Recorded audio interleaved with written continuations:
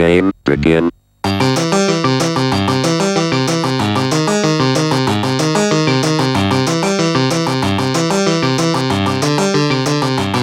Hello and welcome to the Spy Colony podcast. I'm here with the 4-5 life-linking flyer, Michael J. Flores.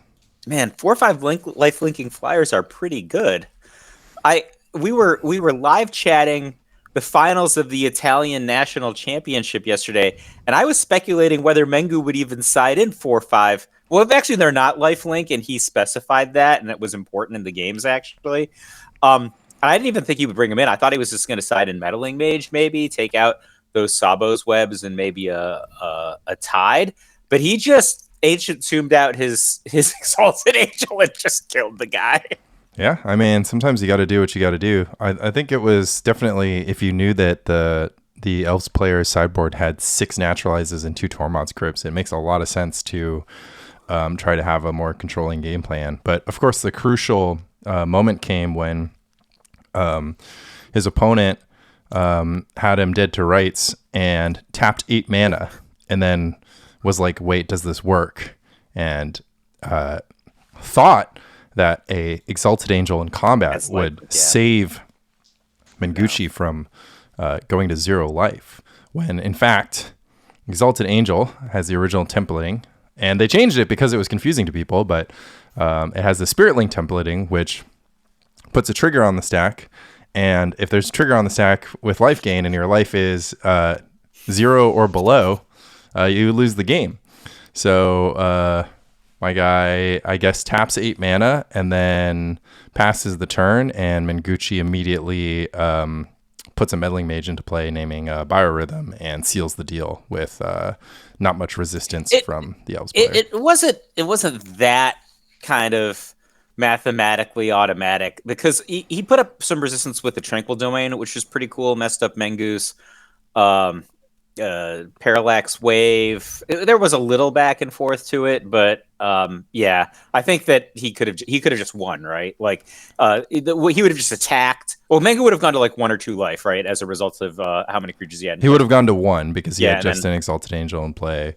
And but anything getting through would win the game. But I'm watching the playback, and it doesn't necessarily look like the Elves player like tapped all their mana. But maybe that was on an earlier turn, not the one that I'm looking at now. But regardless, it happened. Mengu playing Biorhythm was on a Meddling Mage.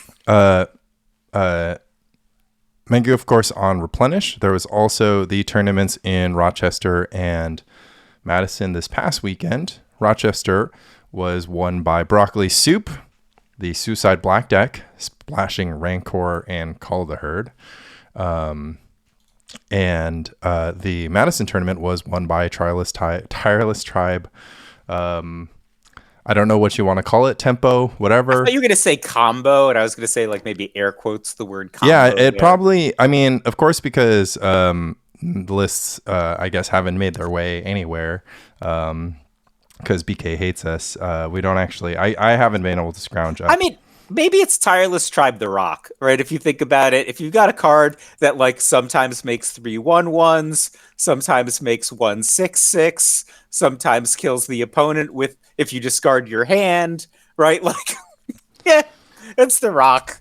But of course, at the same time, that essentially made for the bogeyman of the format to be relegated to second place. Mr. Dr. Surf and Turf, Dr.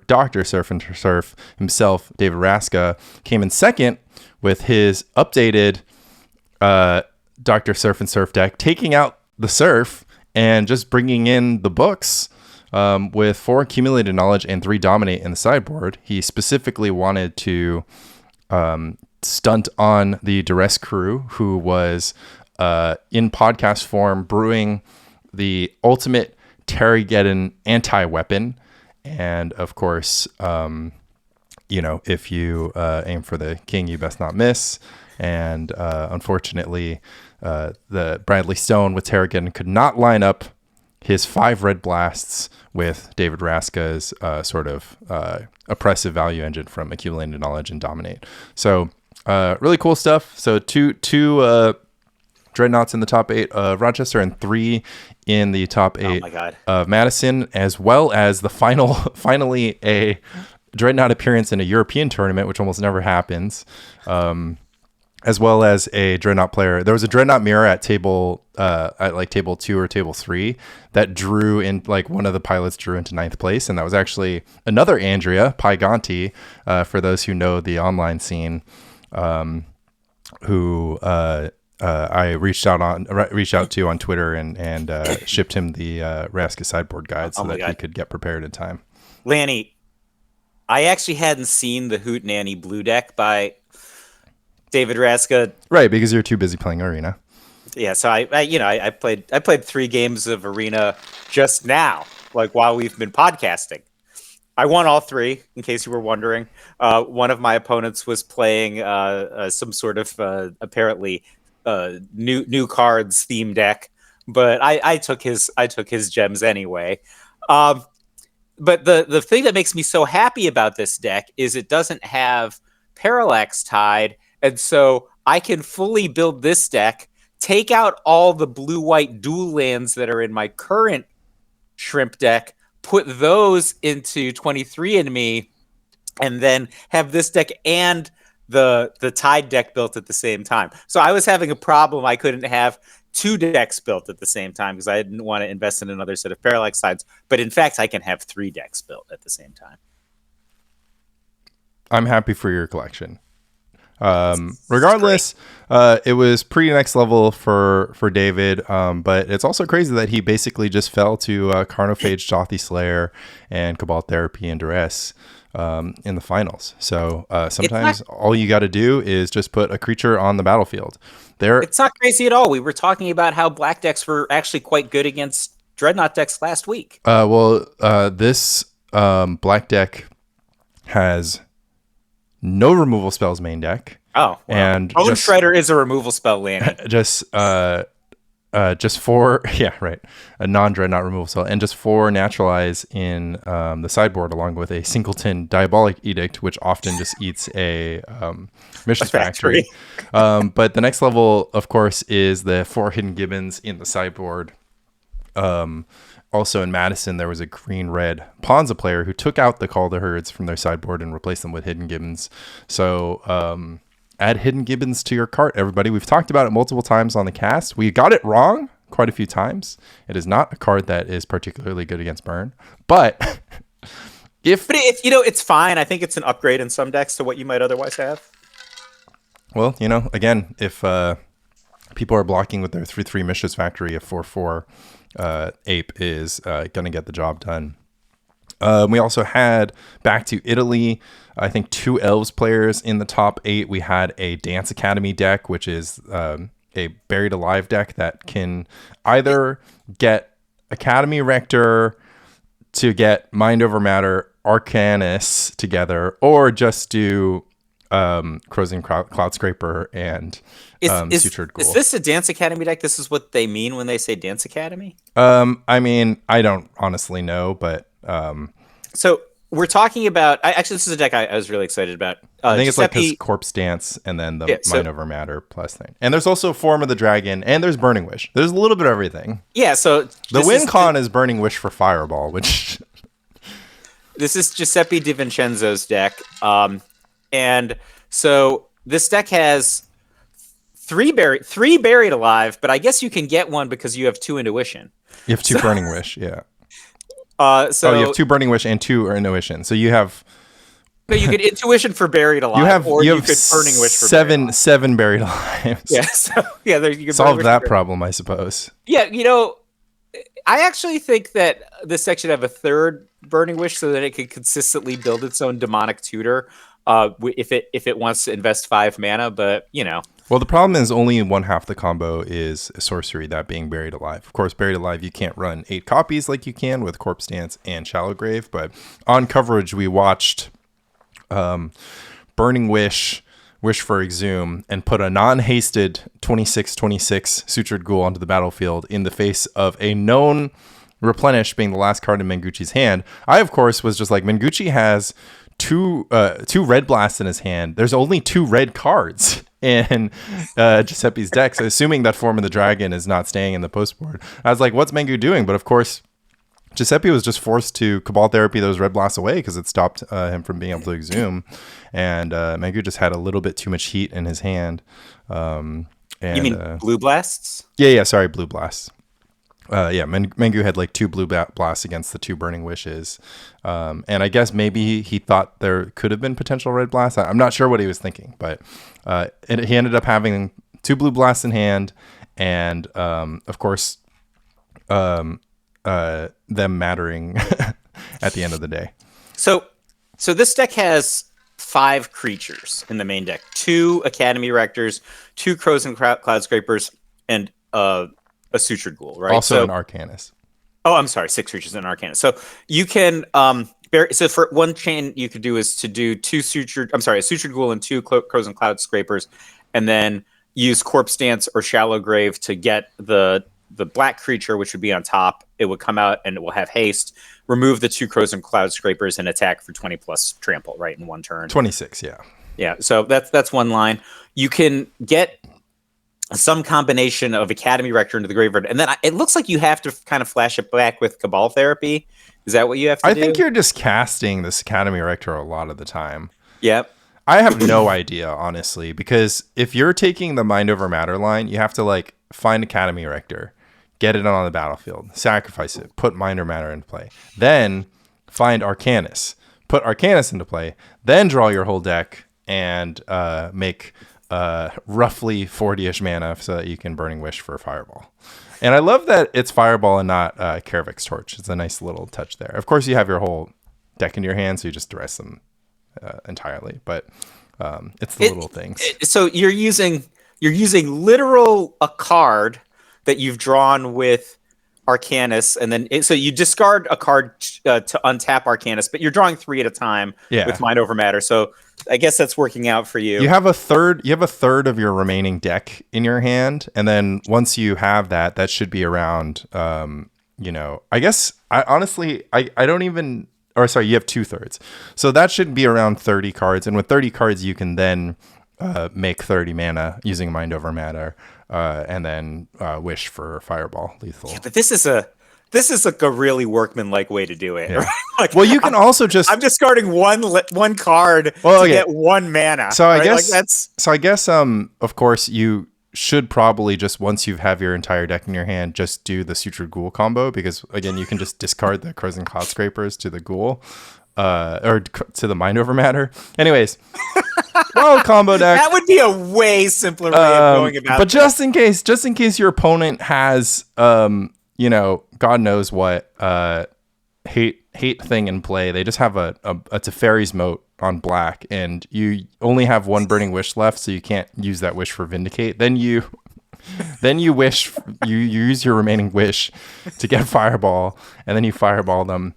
Style points. If there was any deck that was going to beat Mengucci on his tear through the top 8, a supposedly faster combo deck could do it. Nick Balzano did it against Rich Shea at the monthly, the quarterly Massachusetts. And I thought maybe we were going to see that again, but he came up just short. There was also like a mud deck in the top 8. I wasn't able to catch the screenshot of that. And I wasn't sure if this red-green beatdown deck also made top 8. That wasn't clear to me. But I know there was two elves and a lot of spice in the Italian top 8. I actually should mention that we did end up awarding, or I just got the email of the winner at Madison. We did end up awarding the double Brewer's Bounty to both the Broccoli Soup and the Tireless Tribe pilots who won their respective big tournaments in Rochester and Madison. So I just want to note, and I'm going to make this deck because I think I have scraps enough to make this. This isn't really competitive with a lot of cards, I think. I guess City of Brass and Ancient Tomb. But this deck can win on the first turn, right? So you can go like, Swamp, Double Dark. You just need 5 mana. It's just Buried Alive and Shallow Grave is 5 mana. Yeah. Well, but the Nick Balzano list had Lotus Petals and Cabal Rituals. So he was about mulliganing and getting there. This deck is a little bit more patient and, kind of sits around and casts some impulse, casts some sleight of hand, casts some burning wish, intuition, starts kind of getting the pieces together, and then, like if you're gonna burning wish for duress to set yourself up, you're not in a hurry to combo your opponent out. And at the end of the day, that might have been his ultimate demise because his mana is more anchored to lands. He has 20 lands, whereas Balzano, I think, has like some ungodly low number, like 16. And of course, lands can be targeted by the card Parallax Tide, which Mengucci has 4 of in his deck. So, well, this deck was exciting. So Mengu repeatedly said that the Replenish deck is unbeatable and that the only way that you can beat it is by attacking its lands. So maybe it was on a little bit of a downtrend previously when Magical Christmas Land Death or Oath Ponds, whatever you want to call it, was quite popular. Mengu had 3 main deck Sabo's Webs in order to combat sort of the Fran menace, which has died down in recent months. And then also he says, look, just having the Sabo's Webs smooth out your mana draws. That's not your conclusion around Replenish, right? You think Replenish is beatable, for example, by Dr. Surf and Surf. Yeah, absolutely. I mean, I think that Mengucci at least makes it interesting by having 4 Meddling Mages and conceivably 4 Exalted Angels after sideboard.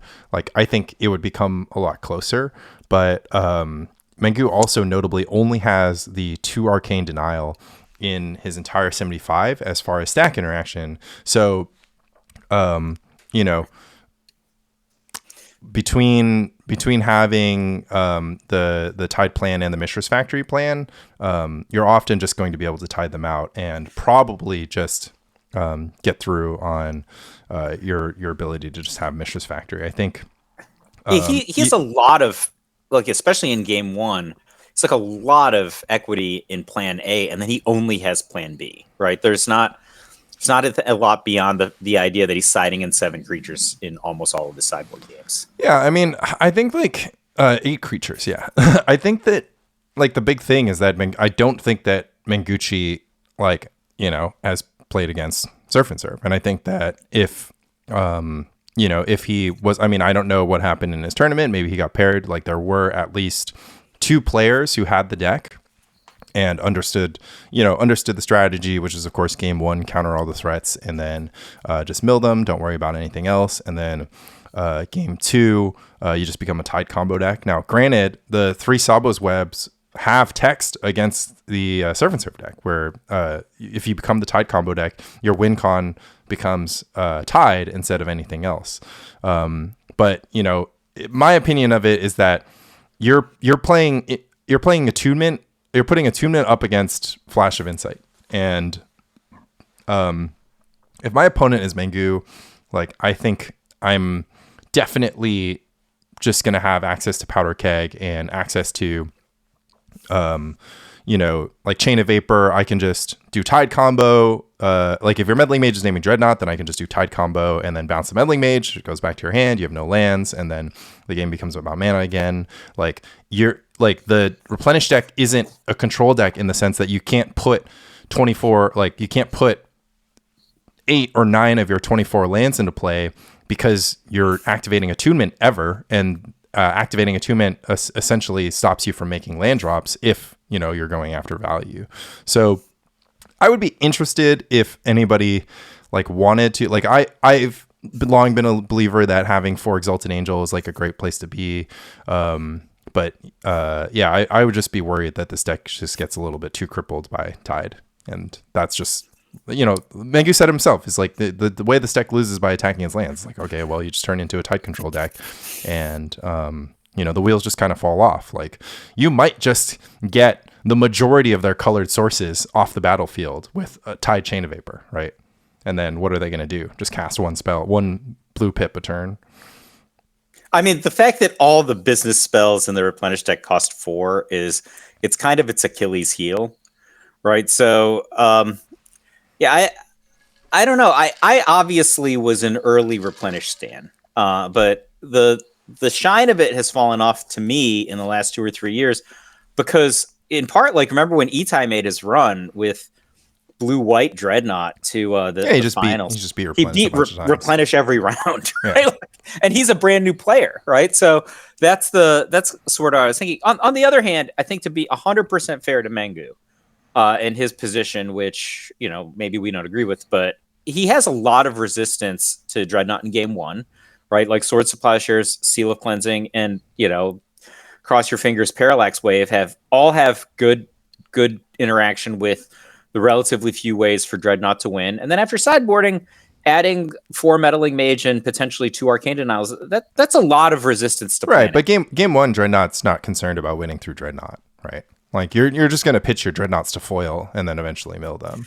Yeah. So what happens at the end of game one is that the Replenish deck has 4 Swords of Plowshares, 3 Seal Cleansing that are blank, 4 Parallax Wave, which are also blank because Dreadnought's very good at containing Opalescence and Replenish, and then like this is like the thing, right? It's like Dreadnought just gets to cast the Vision Charms that it draws, and if it hits any number of copies of Opalescence and Replenish, like that's as good as countering them. Specifically Replenish, right? So if there's I was actually I misspoke in the sense that someone hadn't read the Vraska Bible, right?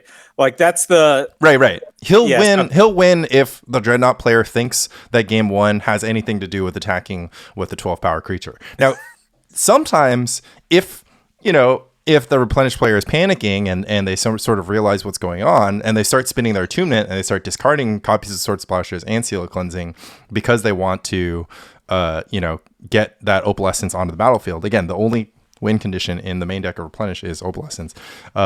Then all of a sudden the door might be open for you to just get a Dreadnought in there. And then of course the blue-white version was just a Meddling Mage deck, right? So the blue-white version could put Meddling Mage naming Swords of Plowshares onto the battlefield and then just counter all the forecast cards. And then Replenish was casting 1 forecast card a turn. Now just imagine if you had a blue-white version that had the Flash of Insight engine in addition to Meddling Mage, right? I just don't think that Replenish could beat that deck in the main deck. Now, granted, the sideboard games become a lot more interesting. Well, but if we want to look at game one, in the danger of being a player who's obsessed with endpoints, you could just look at Hootenanny Blue, which has 2 Flash of Insight, 4 Counterspell, 2 Days, 4 Foil, and a Thwart, and look at Mengu's deck, which has effectively 4 Replenish and 4 Opalescence and no other way to win. And it's mathematically impossible for Replenish to win a game that Hootenanny Blue draws 3 islands before the end of the game. Yeah, it's like mathematically impossible. Yeah. In short, because Replenish can like counterspells are just kind of good against the deck with no counterspells. Now that changes because the Sopha's Web slot becomes mana leak for a lot of Replenish pilots. I think that's fine. I think that's interesting. That changes things quite a bit. But I do like the idea that in the postboard games, Menguchi can now be a deck with 8 threats or 16 threats total. And with 16 threats, you might just be able to overwhelm the counter magic from the blue deck. Now, granted, you do have to do something to contain Parallax Tide, but if the game, if you're able to manage getting something onto the battlefield beforehand, then, maybe Parallax Tide isn't going to be enough. Now, granted, if they Parallax Tide you and then just Chain of Vapor, copy the Chain of Vapor, targeting the Exalted Angel, that Angel's never making another appearance in the game. Well, the thing that is really in Mengu's favor, I think. Again, when I say it's really in Mengu's favor, I don't mean that it's in Replenish's favor, right? I mean, Mengu gains a lot of points. Is that of those threats that you're saying that he has after sideboarding, the fact that 4 of them are Meddling Mage. Meddling Mage is a Meddling Mage is a house. Right, and it's so good that might win the game by itself. Yeah, it's also just so good that the blue decks need to the Dreadnought decks have the original Dr. Surf and Turf has 1 powder keg in the sideboard, and that number has been increasing to 2 as of recently. And generally speaking, the sideboard just is a spot where the Dreadnought deck is really good at covering a lot of bases, right? But I would assume that David Raska's Hootenanny Blue, new Dr. Surf with no turf, with just accumulated knowledge and a null. I don't even know if you would like attempt to dominate a face down Exalted Angel. You have Powder Keg, but it just becomes a lot more thin. You don't have permanent control beyond Powder Keg too. So you really have to just stop the Exalted Angel with just Powder Keg before it flips, or of course Counter Magic. So I need to go buy some Dominates. I don't know how many Dominates I own. I assume I own a playset, but it's been 20 odd years since that card's been legal in any format. Yeah, let's add some Dominates to cart. You should add some Drink of Sorrow to cart, as I mentioned before. Add some Hidden Gibbons. Hidden Gibbons is surprisingly not that expensive. It was, $7 is pretty expensive to me. Oh, it is out of stock. It was not out of stock 2 days ago when I looked. Unlucky. There was more than a play set, and I was just like, oh, I own 5, so I'm like, I don't need to buy any. But I would have bought a ton because of it's in a bunch of decks now, and I hate moving cards. So, but I have to buy Dominates, and I'm gonna reconfigure my sets, and get. Drinker of Sorrow. Get 4 Drinker of Sorrow. I'm not playing Drinker of Sorrow. Get Drinker of Sorrow. It's so good. A month from now, I'm gonna be like, why didn't I get Drinker of Sorrow? It's $4. It's $4.49 on Card Kingdom right now. It's gonna be 15 in a week. It's just gonna be Drinker of Sorrow to the moon, and like out of stock. Five power idiots are like the new like chase rares in Premodern. Just like various 5 power complete idiots. I think you should get those Miri's Guiles just for the fun of it. They're so expensive. I could not find any, which is shocking to me. I assumed I owned some. Yeah, hundo for a set is definitely pushing it. Yeah, but what deck will it ever go in? The only deck that I think about playing it is Enchantress. The Sam Black you guys blessing my Swords to Plowshares deck, and you said that deck's not good. I mean, it's very one-dimensional, but if anybody can crack the code, I'm sure Sam can. I'm just kind of awaiting time. I mean, I was encouraged because he'd played the tech some, and I was like playing it, and I just mulched, and then I was like, nice. I hit like 3 lands. I looked at my hand, and it was like 6 lands. And I was like, nice. And they were all basics and fetches. So then I trigger Miri's Guile, right? And I'm like, can't wait to fetch all this stuff away. But it would be like 3 blanks. So I still have to draw not a card for the turn and then shuffle too. At some point, your Miri's Guile is revealing Miri's Guiles too, right? That's the other thing. So it's really, don't get me wrong. Like Sam had like 11 fetches, 3 guys blessing that deck. Like you were shuffling your deck every single turn. What you sound like? A library touch. Yeah, deck you toucher. Are just a library toucher. So I was just doing all this deck touching, and then it was really fun to see Sam go through like the various iterations because of course he's like really attracted to the idea of like a complete creatureless control deck, and you are too, right? Because you basically made this unplayable Guy's Blessing pile that also plays no creatures. But Sam eventually I have decrees. Sam eventually put in 4 Call the Herd because you can't 1-for-1 somebody to death in this format. You just can't do it. Like every other deck is like as a value engine. Well, every other deck is just doing something massive. Like I don't know, like Swords of Plowshares and Gaia's Blessing like doesn't line up well against Call the Herd, right? Right, like so Sam put Call the Herd to contain opposing Call the Herds because his core engine sucks against Call the Herd. But I mean, this is like I think this is an important lesson because like I told you that SWB made the best attack deck, but he cut all the beast attacks. He was just like, I'm just gonna do 2 Roar the Worm or whatever. He just like put other stuff, but he put Gaia's Blessing in,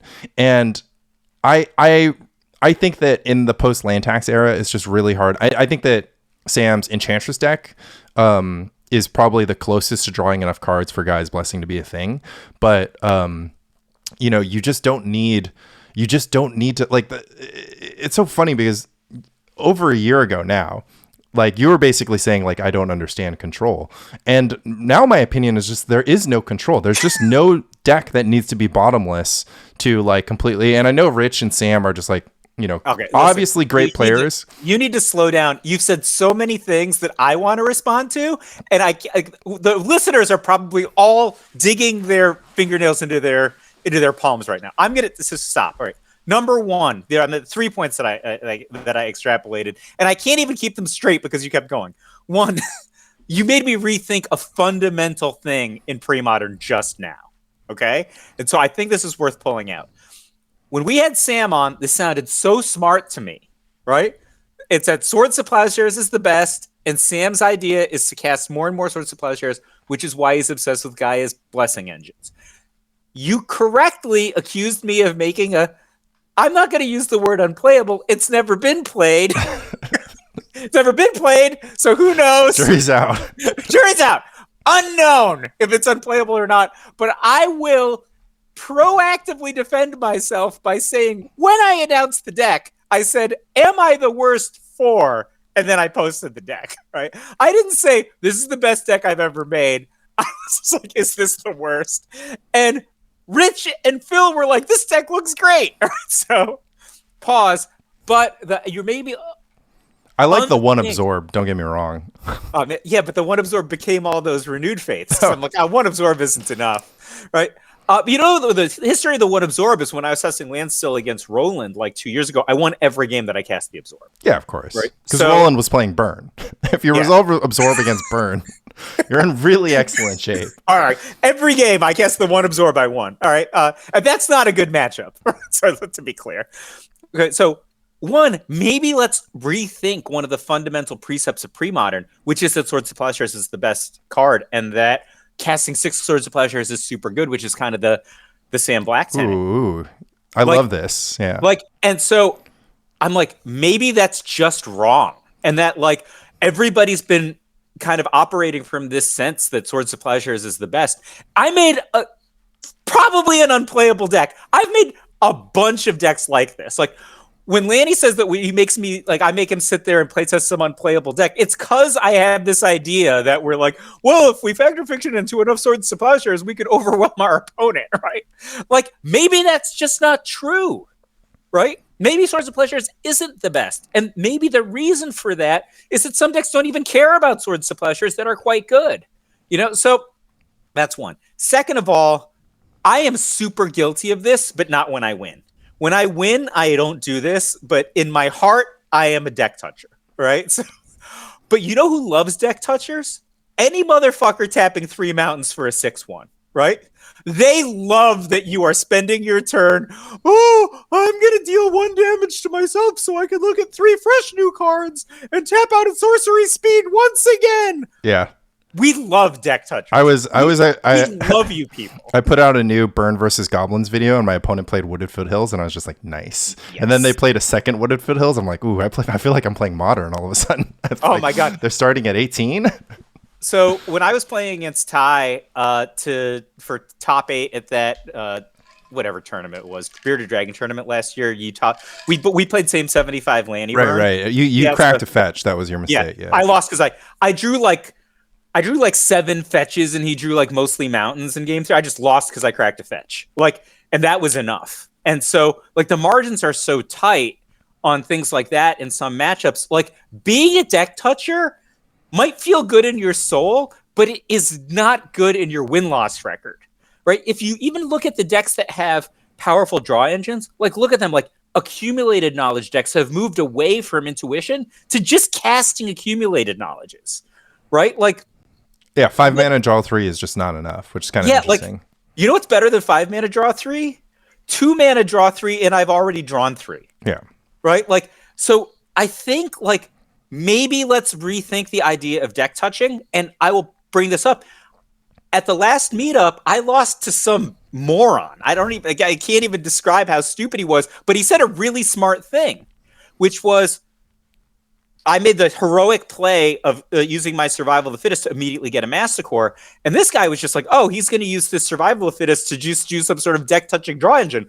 No, I went straight for the kill. Yeah, it's 3 mana. It was a 7 mana Massacre was your only play. Yeah. Yeah, but I almost won. If I had done the deck touch around, I'm gonna like get some Wall of Blossoms to block the Jackal Pups that are in play, right? Like I probably would have had no chance, right? And it's not because Wall of Blossom doesn't line up really well against Jackal Pup. It's that I would have lost all your burn cards. I needed to close the distance and actually try to win. Well, you had 4 mana. You just couldn't do anything because you had 4 mana. That's enough mana to regenerate Masticore and to deal 1 damage to target Jackal Pup. Like that's all you had. You had to use all of it. Or Ball Lightning, but I just not right. Yeah, not the turn you cast it. Yeah, so I think it was like super interesting. I asked our Spike Colony group a while back. I was just like, how many Swords of Plowshares would you run if you could run any number? Like, what would be the ideal round? Would it be 6, 7, 12? What would it be? And the reason I asked that question, I think we've talked about on this podcast, is specifically about the Burn versus Goblins matchup. Because Burn versus Goblins is, 12 copies of Swords of Plowshares against, like, Goblins? And it ends up working pretty good. There are intervening ifs because what's good against Swords of Plowshares? Goblin Matron. What's good against Swords of Plowshares? Goblin Ringleader. What's good against Swords of Plowshares? Siege Gang Commander. So they have like a lot of cards that are great against Swords of Plowshares, and they have a lot of cards that are even on Swords of Plowshares, right? Mog Fanatic, Goblin Lackey, Goblin Pile Driver. Not. No, your Earthquake technology does a lot of flattening. In okay, this. so I'm going to you're gonna have to watch my video because I actually just lose every game I cast Earthquake and win all the other games. So my new strategy is just resubmit. I'm just like, same 60, let's go. I literally just do not care because like what happens if my Ball Lightning gets Pyrokinesis? They 2-for-1 themselves. It's just like it's a red card. It's a card that I would have had to use a burn spell on anyways, and I'm not going to put 2 creatures on the battlefield like some chucklehead that just like wants to get blown out by Pyrokinesis. Though if I did put 2 creatures on the battlefield, then it would become a 2-for-2. So Pyrokinesis, don't get me wrong, you should board in Pyrokinesis in the Goblins versus Burn matchup, but I don't actually think it's that big of a deal. I think the fact that it's castable without using your operating mana, so you can use all your mana to cast Matron, cast Ringleader, cast Siege Gang Commander, which look like 1-for-1, like one card a turn, right? But are actually effectively generating value. Exactly. The fact that you can do that and then also defend yourself even at a disadvantage, that's pretty good, I think. In a deck that can sometimes have so many cards in hand that it's discarding the hand size. Well, you need 4 as well. Like, that's the other thing. So we did the test matchup, and my opponent just had boarded in 3 Pyrokinesis and 2 Zoran Orb, and he just didn't draw sideboard cards. But the thing Zoran Orb sucks. Yeah, I mean, I didn't think... I mean, he switched off of it. I think the 4th Pyrokinesis, I think Goblin Bombardment could be the option. Everybody's a Mog Fanatic? Everybody's a Mog. You never take damage? Yeah. Oh my gosh, you never take damage. Oh, so I actually just want to interject on the Swords of Plowshares and the Burn versus Goblins thing. Rich Shea's argument for Lava Dart against you, specifically against you. This is Aaron Dix. No, it's against you. Aaron Dix talked about Lava Dart being Swords of Plowshares with flashback. Rich Shea did. It's on record. Everybody says it. Actually, maybe Rich was repeating Aaron. I distinctly having this conversation with Rich. So, but anyway, look, man, all 10 players who play Premodern listen to our podcast. So, okay. So the thing is, I would actually point out is actually that's not true. They say it because there is a force to the 3-word Swords to Plowshares that creates this sort of golden veneer of the best card in Premodern for 1 mana. Right. Or 0 mana on flashback. But I don't think it is. And like based on this conversation, I'm like, it's not. And this card is so much better for a really simple fact that in the mirror match, not giving them 6 life is pretty awesome. Yeah. I mean, basically the reason I brought it up is actually like, if your deck is only Swords of Plowshares and your opponent's deck is only Grizzly Bear, like you're going to lose or you're just going to draw. Right. So it becomes, I mean, Swords of Plowshares is just basically like a crutch that every deck that doesn't block like absolutely has to rely on because it's just going to get bowled over by Goblin Lackey. Like Swords of Plowshares was a great addition to Grotog, but Grotog never needed to play Swords of Plowshares just because it played Psychotog. Well, yeah, I played Fire Ice, and the idea there was like you would sometimes cycle ice if your opponent was playing stasis or I mean, whatever. I've seen you tap a lot of Terravores in games that you tended not to win, but gave yourself a chance. Yeah, I gave myself a chance. But no, I mean, who needs Swords of Plowshares if you have like a 6/6 Korean Dryad or a Psychotog in play? Like, what creature do you need to kill? Well, the Exalted Angel sometimes, and Terravore sometimes. But the rest of the time, there just weren't that many things that you needed to Plowshares.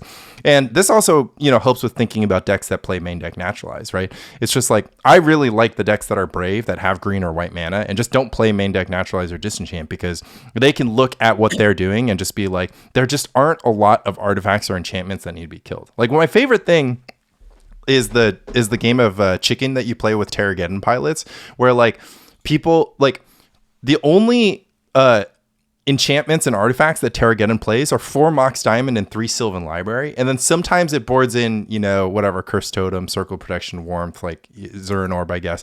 But like Disenchant doesn't line up well against Sylvan Library. By the time you get that Disenchant onto the Sylvan Library, like your opponent might have just drawn the 2 cards and been very happy to draw a third one after you discarded your Disenchant. But anyways, I digress. I think that fundamentally the reason why Swords of Plowshares isn't the most unbelievable great card in our format is because it forces everyone to play in the Swords of Plowshares. Like, Swords of Plowshares being good is what makes Meddling Mage the second best white card, right? Like, Swords of Plowshares being good is like the reason why Beefcake, has to... What was Smith's third deck? He played Blue-Black Dreadnought, Goblins, and Ponza. So I'll point something out, which was when I submitted my 3 decks, and I should probably not have submitted Lanny Rock as my third deck, right? Yeah, that was horrible. Yeah, I mean, like... I didn't lose. You don't get to do the PSS every year unless you win, Mike. Like, yeah, that's like an important fact. I blew through the PSS up until I lost to Smith. Then, of course, I lost to you, in part because I had Lanny Rock in my lineup, and it finally made an appearance, right? And it also just didn't have to. No, it didn't have to. It was it's unforced. It's like unforced error. It's not an unforced error. I was doing it for the content. At what point did you not realize I was doing for the content that I was playing Lanny Rock against Lanny on camera? So, it just wouldn't betray its master. It's like, I've never been killed by a Phyrexian Rager. Like, I don't know what to tell you. Card sucks, by the way. What happened in Iron Man versus the Hulk? Your one great, amazing, famous Magic article. Lanny Rock betrayed me in the finals of a meetup against mono blue cards that I owned, but you were playing. This is just history. Anyway. That's true. Drawing cards is good. So, but the thing that I was going to say is I took some flack, which is just like, oh, how could you submit 3 different decks and have 0 Swords to Plowshares between them? Like, I didn't lose until I lost to the other guy who had no Swords to Plowshares between his 3 decks.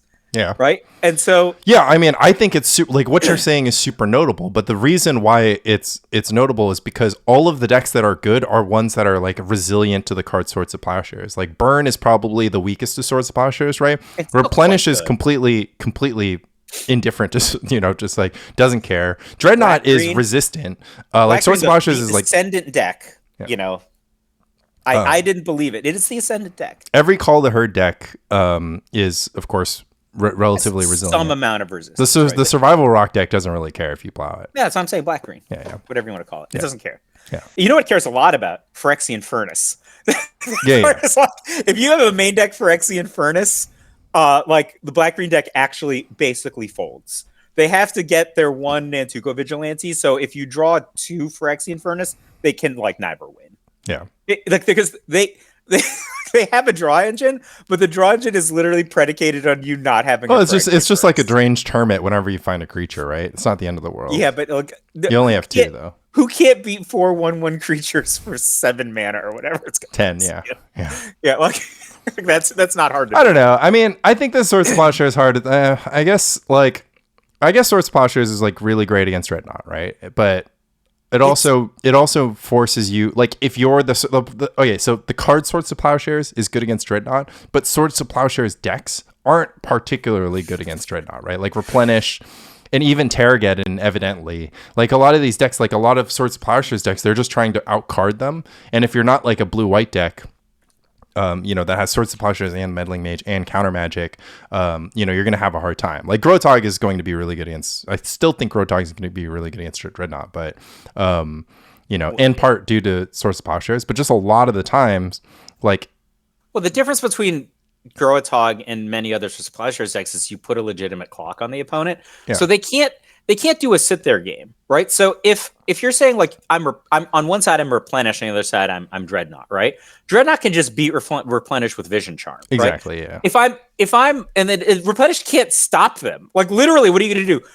Arcane Denial of Vision Charm in game 2? Like that's Right. Wait a minute. After I'm done losing this game, right? We didn't even really talk about how Dreadnought has the option to just be a Tide and Brain Freeze deck after sideboarding against the Replenish deck, but you just pick your own adventure, right? Like on that deck. But Growatog, like you could just play Meddling Mage on turn 2, name Phyrexian Dreadnought, and you're so far ahead right there. You don't name Swords of Plowshares in this matchup because you want to cast your Swords of Plowshares, right?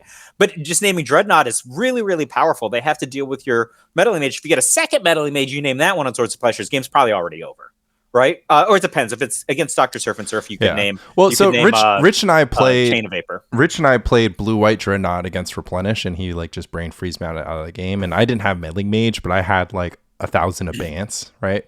So like I won one post-board game where I just went Abeyance full combo. And that was because he was stuck on 2 lands for like 4 turns. And then he just like Brain Freeze me for exact like the other. Notably, if Dr. Surf and Surf in game 1 tries to do this against 23andMe, they're going to have a really hard time against the third Gaia's Blessing that Rich put in 23andMe, right? They're going to Vision Charm you. It's going to flip over Gaia's Blessing. And then we're going to say, Luckily for Dreadnought, it will just draw more cards. I will let you in on a little secret. If you're playing a blue-white control deck and the only way for you to go up on cards is to cast Factor Fiction, Dreadnought will simply counter the Factor Fiction, and then you will just draw 1 card per turn, and you run 1,000 lands, so most of them will be lands, and then you will die. It's like you will die like you always do to the deck with Flash of Insight. It's like Flash of Insight just so it's like eventually the deck is going to be only good stuff, and you're going to be drawing whatever your deck is. My main deck Abeyances, that's what you mean? Anyways, Mike, it should be worth noting that Mike is just discussing a blue-white control deck where the primary engine is spending 8 mana to dismantling blow your own. It has 23 cards that all say draw a card. That's why it's called 23andMe.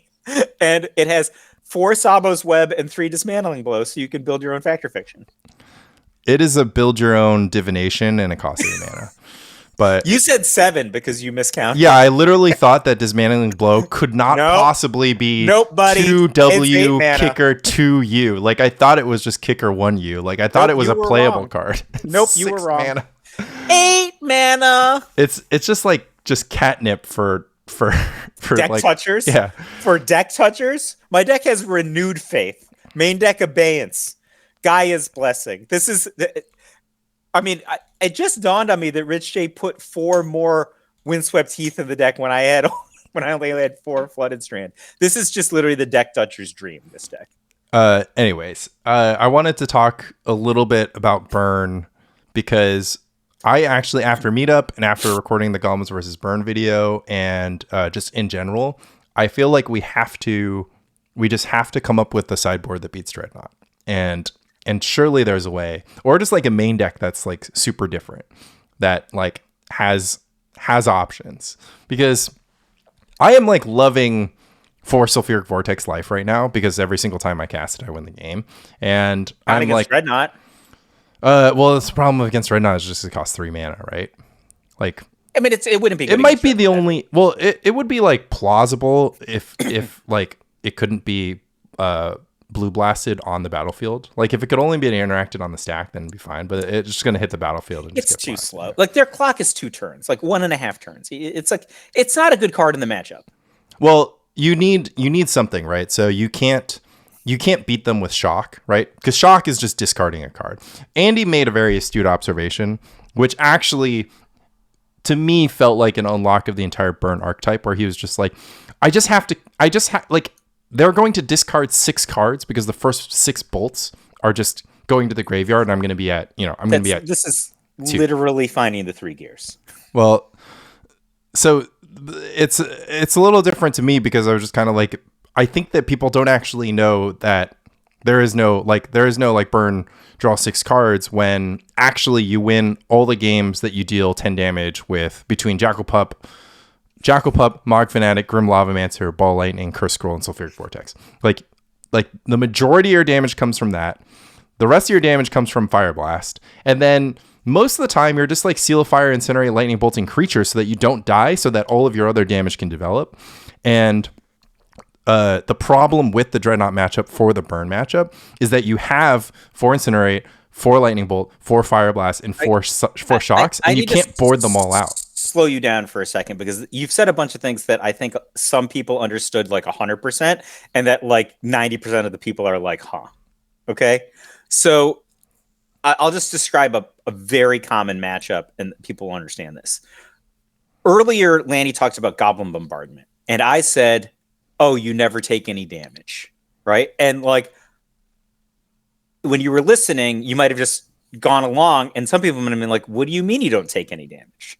All right. The way the game develops, and it's Lanny's breezing through this, is typically you have a stage of the game where there's a flurry of activity, right? So the first couple turns of the game, somebody's casting a Jackal Pup or a Grim Lavamancer or a Mog Fanatic, especially if they're on the play and the opponent's mana's tapped. They're trying to cast a Ball Lightning and get that in. The first 3 to 4 turns of the game are a flurry of I'm tapping my land. Okay? If you can survive those first few turns, then the game changes in a fundamental way and no damage gets dealt for like 5 or 6 turns. But then there becomes a new flurry of activity where you're under a constant threat of taking 20 damage in a single turn. Right? And that, like, but there's nothing in the middle really, right?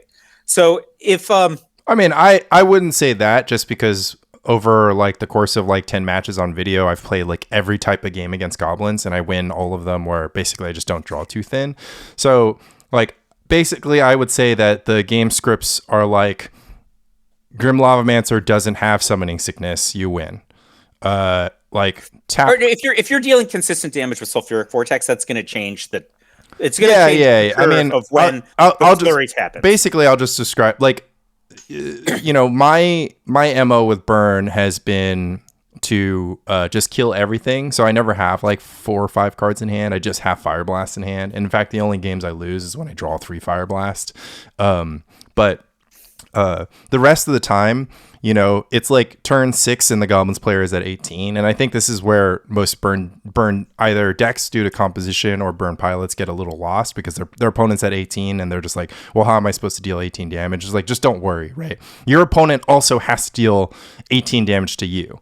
And because you've stopped all of their attacks. Exactly. So they have to do this with like 1/1s and, you know, whatever. So you're just going to get a couple extra draw steps because their deck doesn't contain Lightning Bolt. It contains Goblin Pile Driver, right? So Goblin Pile Driver, in order for Goblin Pile Driver to bolt you once, it needs to not be summoning sick, and it needs to bring a friend. And in order for you to Lightning Bolt them once, you just have to draw a Lightning Bolt and cast it. So that's the inherent advantage of the Burn deck. But you know, my experience of the like script of the matchup really is just like, you know, you have engines that scale much better than theirs because they're very efficient, right? The least efficient engine in your deck is Curse Scroll, but you get paid immediately on everything else, right? So Sulfuric Vortex does 2 damage, and then for the rest of the game, you're paying 0 mana to continue doing 2 damage. Grim Lavamancer is obviously just completely broken, and Jackal Pup becomes an engine, right? Because they only have 4 Mog Fanatics and 4 Goblin Matrons, so a lot of the time, they're not going to always have them at the right times and line them up, and you'll be able to get in with Ball Lightning or whatever and take huge chunks of life or whatever. So I wouldn't say that you ever deal 20 from nowhere with the games that I've played, because I think that that's kind of like that kind of runs counter to, you know, like that would only happen if they're like flooded, right? And you're like, they're mana flooded because they run 24 lands and you don't run 24 lands, and then you're just drawing heat and sort of like patiently waiting for them to have goblin targets, and then you're like, well, if I just top deck 2 damage here, I don't have to kill any goblins, I can just kill my opponent. I mean, you're just talking about against your examples you're using are just against goblins, right? I just think like the way that many Burn games go is you do this flurry of activity at the beginning with like Jackal Pups into Ball Lightning, and a lot of the time your opponent doesn't withstand that, right? And they're just dead. Yeah. I mean, Burn just kills its opponent like with extreme efficiency. You know, it's like your only fail states are like if you draw too many lands. And I had the thought that you could cut the ball lightnings, which I don't think you want to do, but you could at least consider it to allow for you to play Mishra's Factory, because like the only games that like Mishra's Factory is like a significant upgrade if you're playing more gear too, right? Because it sits in your mana base, but like you're really good at keeping a clear battlefield, and it just gives you more pressure. And Barbarian Ring tops out at 2 damage. Mishra's Factory, of course, deals tops infinite damage, right? So I don't want to take this as Bible, despite the names being invoked, but I'll just give you my experience. Flint won a monthly with a horrible burn deck, in my opinion, right? But I hadn't been playing burn a lot at the time. At the time I was playing like, Sand Black Land Tax or 12/12 and stuff like that. And I hadn't touched a red card in like a year at this point. And so I was talking to Will and Flint, and Will and Flint were apparently working together on this burn deck that Flint had won the monthly with. So then I'm like, I'm so excited. I'm going to try this burn deck, which is Goblin Patrol and Mishra's Factory. I thought it had Wasteland because Will ends up taking Wasteland to the PSS. So there was no Wasteland in this build anyway, but there was Goblin Patrol and there was Reckless something. Reckless Abandon, yeah. Reckless Abandon. It's like, it's even better than Ball Lightning. It's like playing more Fire Blasts. And of course I'm like, wow, better than Ball Lightning. Like 4 Fire Blasts. This sounds fantastic. I mean, I got annihilated. I took this to a meetup. I couldn't beat anything. Everything it seemed like it should be so mana efficient because all the cards were cheaper, right? Like Goblin Patrol is nominally cheaper than Ball Lightning. There was no Sulfuric Vortex at all in this deck, right? And Mishra's Factory. Now it's like my Curse Scroll. There was no Curse Scroll in this deck because they didn't want to have any operating mana costs, right? So you could get flooded with all 1-drops. You had no ability to sort of drag a game with value into the end game. And the thing that really killed me, because I got paired against goblins at one point, is there was not a single card in their sideboard for an opposing red deck. It was all meltdowns. This was a deck that was designed to beat Parfait. So it was playing really bad for me. It was playing Crash so that it could be good against it had Land Crash. Right? Crash as a result. It couldn't play Curse Scroll into Land Tax. That was just the idea. And I thought that it was relatively astute that you would just never lose a game against Parfait if you just simply had one land in play. But that also came at the expense against Oath. That was one of the things. Flint said, look, if they have Oath, you just don't pay them. And you had Reckless Abandon, so that turns off Oath also. All right.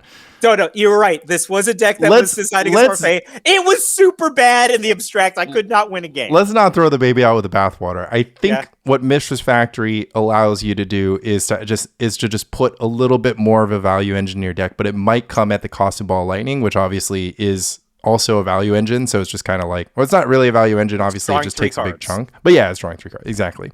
So I think it's interesting. It's something that I was interested in trying. I was oh, maybe we can just play Skizzik because Skizzik is a lot better against Wall Blossoms. Pause. We said something and it's just totally wrong. It is not drawing 3 cards. Browbeat is drawing 3 cards and nobody plays Browbeat, right? Browbeat either deals 5 or you actually draw 3 cards for 3 mana. Ball Lightning is not drawing 3 cards. If you just drew 3 cards and put them into your hand, that'd be one thing. It's casting 3 shots. Casting 3, yeah. That's like drawing 6 cards where 3 of the cards are Lotus Petal. Yeah, no, I'm down. That's a very different thing, and I think that's probably an important thing to point out. Because one of the things that I came into the format with, because I saw that Will was one of the first people whose decks I saw because he was doing well in Misty. He's like, oh no, forget about this stupid Aaron Dix build. Browbeat is the way to go. I'm like, Browbeat? Wow, that sounds awesome. You could draw 3 cards or deal 5 damage. And the answer is you don't ever do the one that you want. Yeah, go figure. Because letting your opponent choose doesn't seem good there. Because it is not drawing 3 cards, it is casting 3 shocks, or it's drawing 6 cards, 3 of which are Lotus Petal. That's how we should phrase that. Yeah, that's fine. I mean, I can maybe imagine a world where you have 19 red sources and 3 Mishra's Factory, so that's enough to cast Ball Lightning some of the time. But the problem is a lot of your Ball Lightning turns you want to cast another red spell, So it kind of gets a little complicated, but I do think that if you play Mistress Factory, that enables you to play the third Curse Scroll main, which is like totally fine. And you can play when Earthquake. I used to have a third Curse Scroll in my sideboard, I sided it in against you in that fateful meetup at the Brooklyn Strategist. I mean, Curse Scroll, I don't like Curse Scroll that much just because it's so inefficient, and it is, honestly, Mistress Factory doesn't really synergize with the Curse Scroll, right? Because you would need 5 mana to attack with Curse Scroll. Yeah. Like the mono white artifacts deck had both of those cards in it. We were all super excited. But it would be able to activate its like Curse Scroll with the Thrain Dynamo and then still have mana left over for Mistress Factory. Like my burn deck doesn't really want to have 5 lands in play. And then if it has 5 lands in play, it's also not emptying its hand to keep Curse Scroll alive. But I still... Remember when I was Curse Scrolling land with 7 cards in my hand? Yeah. I'll win eventually. Mathematically speaking, I will win eventually. That he beat me in such a cool way. He just waited until he could play three Moxes in one turn. Yeah, it was so obvious. It was so good. It was so obvious that's what he was going to do. It was really good. Such a hard game to watch. Like, just like. So, what should I have done? Should I have triggered his oath? You shouldn't have played an unplayable deck. Your deck was so bad. My deck was terrible. That was. I could have played anything else, but I was excited to play it. When new decks were coming out in Premodern at the time, that was during that flurry when a ton of new decks were coming out, and I wanted to try one. So, of course, I tried it in $1,000 tournament instead of a meetup. Yeah. There's a Mox Diamond as the prize. Regardless, I think that I wanted to say, so Mistress Factory is part of my plan to like make it better against Dreadnought because, again, you need recurring damage if you're just going to board into. So, like, David was just like, you can't just board 15 removal spells and expect to be Dreadnought. I'm like, aha, but you can, right? Because if you board out all of your burn spells, which don't have any targets beside Mistress Factory, and you're just sitting there with Jackal Pups, Mistress Factories, Curse Scrolls and whatever, like all of a sudden, like you just need a little extra something. You just need a creature on the battlefield. But the problem is you kind of still need your bolts because you still need a bolt factories. I just you can Mog salvage the factory though. I've played this matchup a lot, and I've thought about it a lot. Your fundamental problem is that you're going second in game 3. That's your problem, okay? It doesn't matter how many removal cards you have. If you go second in game 3, you get to draw an extra Mog salvage, Mike. But the problem is, I literally lost this matchup.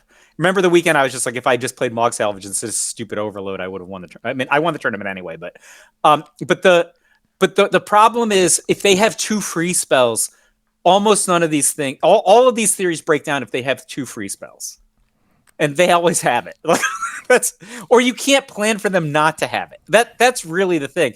I had 7 blasts and an overload or something, and I was winning almost every game going first. That's the problem is going second, not like what composition you have. You have to have like north of 6. I've been playing 8 in my sideboard, and that's plenty. You win all the games going first. 4 Mog salvage, 2 overload, and 6 blasts. It's 12 cards.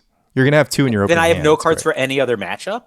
You don't need them. You win every other matchup. That's what I say. I was like beating goblins. I was losing games where I'm casting Earthquake. I was like, what do I need? It's going to feel so bad when I'm attacking another burn deck with a Jackal Pup. There's other burn decks, Mike, because you won round 1. Like, the plan is to win 1 round. The other burn decks got paired against Dreadnought. And you got paired against Dreadnought too. And guess what? I got paired against Burn in the last round of LobsterCon when I was on a heater. That was in 2024. There was only one good Dreadnought deck in the room at the time, right? I would have beaten him. In 2025, it's going to be a whole different picture. But yeah, I don't know. You probably can't really tool Burn to beat Dreadnought. But if you did, you would have to board out probably 4 Incinerate, 4 Seal Fire. It is not nearly as bad as the stats say. I think you win the majority of the time that you win the roll. Not a huge percentage of the time. Obviously, you lose like 80% when you lose the roll, so it's a disproportionate mix-up. You win game 2 a lot. It's not 20%. Yeah, but people don't have to worry about that. But if you're going to play it 3 times in the tournament because you're X and O, then life is going to be hard. I won all the ones I got in over 2 days in the weekend. I won every single time. All right, what are we doing? Are we doing Broccoli Soup, Replenish, or Tireless Tribe? What's your favorite deck of the week? We don't see this deck of the week is the Form of the Dragon deck. Form of the Dragon? I love that. I'm going to make this deck. This deck. Right. First of all, I actually want to say this because I never talk this way. Form of the Dragon is my favorite Magic card aesthetically. You're letting your Johnny out, yeah. No, this is letting my Vorthos out. Right? Okay, sure. It's like, it is such a cool, because this is before Planeswalkers, right? So, but this is like the first time that there was a Magic card that like embodied the aesthetic of a Magic card, right? Like you become a 5/5 that gets its life back if it's not dead at the end of the turn. You breathe 5 points of fire. You can't be attacked on the ground. It's like a giant flavor win, yeah. It's so good. Okay, but what do you think about Form of the Approach of the Second Sun? Huh? Form of the Approach of the Second Sun was an uncard where when you cast it, you put 7 cards from your deck on top of your head. So you shuffled yourself into or you put yourself into your library and you put 7 cards. And when you would draw yourself, you can like, I don't know. Oh yeah. Well, now I actually have to look this up, but that was one of the only times an uncard like really got me. But yeah, it's just when this enchantment enters, you gain life. You become a card until you leave your library or that library is shuffled. Put yourself 7th from the top, balancing the cards on the top of your head. When you draw yourself, you win the game. When 1 or more cards fall off your head, exile them and all cards in your head, all cards on your head, then sacrifice this enchantment. But yeah, form of the Approach of the Second Sun. Just balance your deck on your top of your head. There's a beta Tranquility on Cool Stuff, and I put it in my card already. You're gonna go for the swaggy Tranquility instead of playing Tranquil Domain? You can't Burning Wish for Tranquil Domain. Sheesh. It's only for this deck. Okay, fair enough. Well, anything it's only else? $9. Anything else you're adding to your cart besides Form of the Approach to the Second Sun and Beta Tranquility? I'm adding 2 innocent. I don't know how many Innocent Bloods I own, so I bought the only Odyssey ones they have, which is only 2. I mean, before we cut Ball Lightning from the deck, you should probably get those Ball Lightnings from the dark pretty soon. $20. I'm buying. So. Oh, I would like to add that it appears that burn did not happen in any tournament over the last 3. But people that maybe didn't play it. Like, I'll give you an example. People played it, Mike. They played it. This deck that I like, this Form of the whatever kind of deck, if it doesn't kill you on the first turn, Burn's going to annihilate this deck. Well, not if you change out all your Price of Progress for Mog Salvage, right? Just to point out, as the inventor of Mog Salvage, I do not co-sign this. 4/4 and then like 6 blasts. 14 sideboard cards. I mean, I don't know what you want me to do. I've got a lot of cards to board out. What if we just switched Mog Salvage for Overload and just did that? No. We're playing Mog Salvage and Overload. No. I know what you just said. I mean, what if we just did that? That would give you a huge amount of additional equity. So you just play 4 Overload, 4 Mog Salvage, and no Blast? No, 4 Overload and 4 Blast. So 4 Mog Salvage, 4 Blast, no Overload. Overload's only good against. Oh yeah.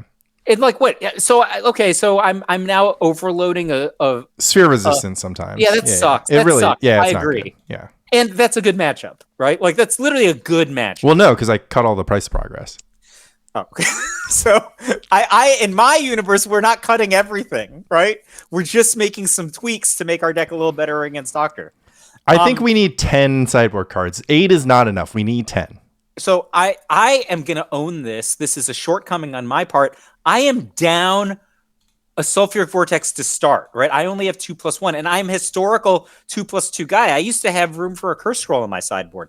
But like... We're playing that all... Just cut the baubles. We're playing it all main deck. 3 Curse Scroll, 4 Sulfuric Vortex, 4 Mistress Factories, 4 Barbarian Ring. So much better than Shock. Like, that is just not even... It is amazing against Goblins. Like, you just tap out into your opponent's, like, Goblin War Chief. Oh, my God. It's just amazing. Like, yeah, but, I mean... You don't even need Lava Dart at that point. If you just have Seal of Fire and play your opponent's Ball Lightning, is never connecting.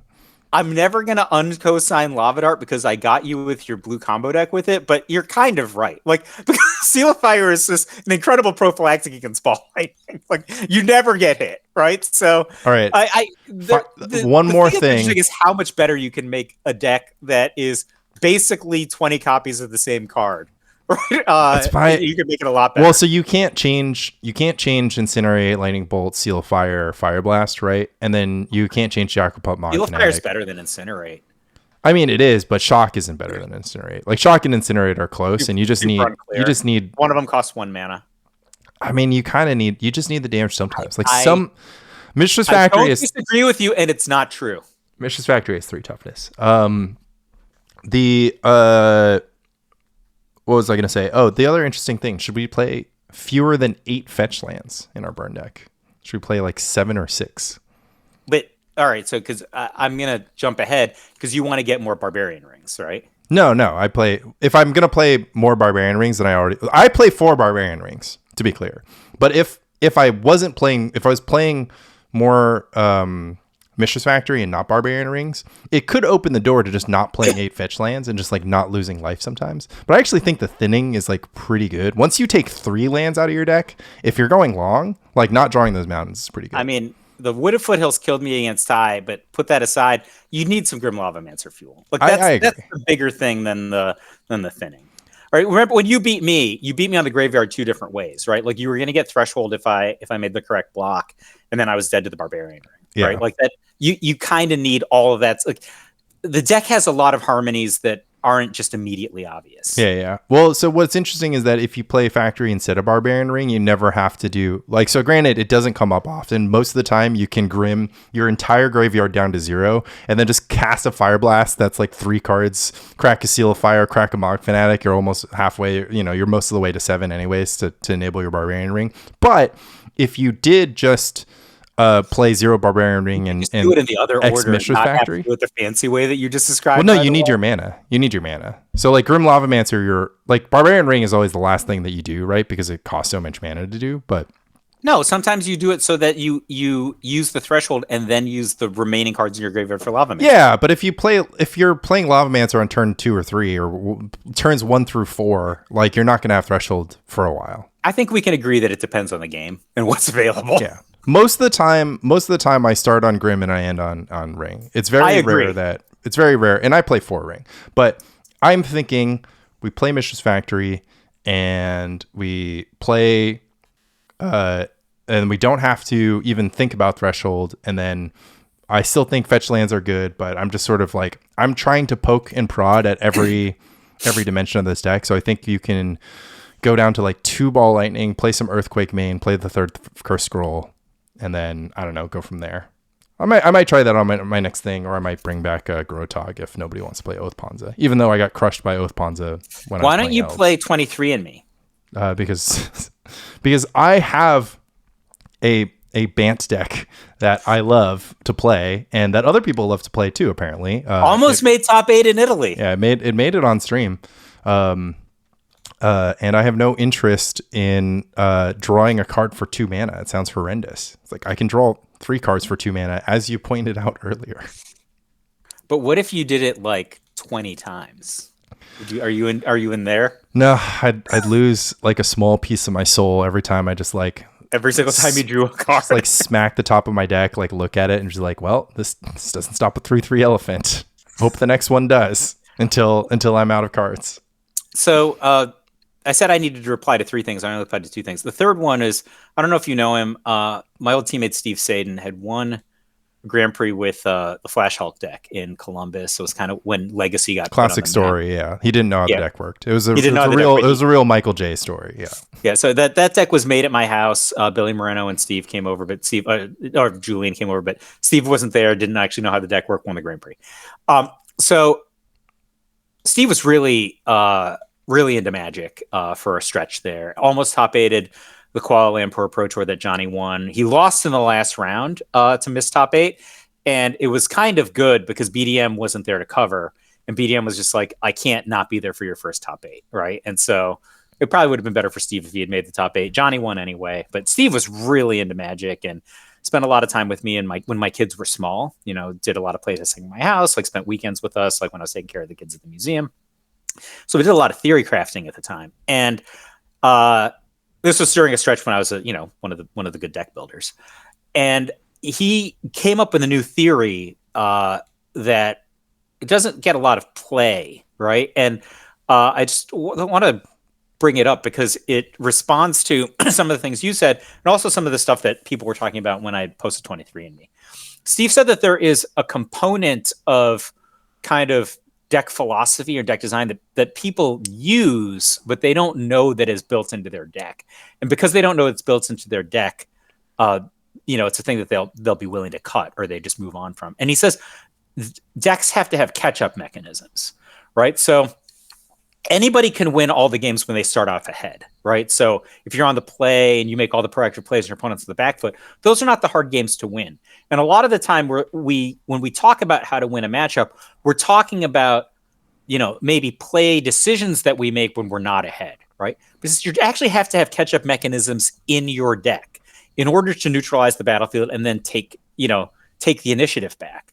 And when you're like, oh, I can't 1-for-1 against Call the Herd indefinitely, or like, oh, what does this deck do against black-green? The answer to that question a lot of the time is to play a card like Wrath of God, right?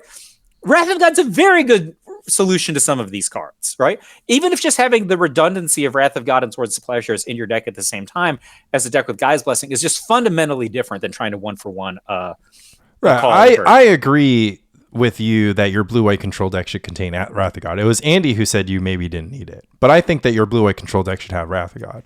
I actually think that the